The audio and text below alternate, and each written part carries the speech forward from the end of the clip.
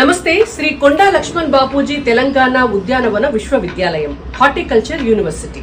ఇది ములుగు ప్రాంతంలో ఉంది. నేను ఇప్పుడు ఈ యూనివర్సిటీ గురించి ఎందుకు చెప్తున్నాను అంటే, కేంద్ర ప్రభుత్వం ICAR Indian council for agriculture research ద్వారా 135 కోట్ల రూపాయలను ఈ విశ్వవిద్యాలయానికి కేటాయించడం జరిగింది.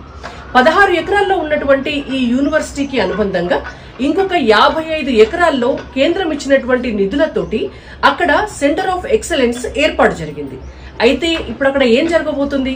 అక్కడ ఆల్రెడీ కూరగాయలు, పండ్లు, పూలు, ఔషధ మొక్కలు, సుగంధ మొక్కలు, పసుపు ఇంకా ఇతర పంట ఉత్పత్తులపైన పరిశోధనలు జరుగుతున్నాయి. దీని ద్వారా తెలంగాణ విద్యార్థులకి చదువుకునేటువంటి అవకాశం, అనేక పరిశోధనలు తెలంగాణలో జరిగేటటువంటి అవకాశం, తద్వారా వచ్చినటువంటి ఫలితాల ద్వారా వ్యవసాయ రంగంలో ఉన్నటువంటి రైతులందరికీ కూడా లబ్ధి చేకూరేటటువంటి అవకాశం ఉంటుంది. తెలంగాణ అభివృద్ధి మోడీ ప్రభుత్వ లక్ష్యం. జై తెలంగాణ. భారత్ మాతాకి జై.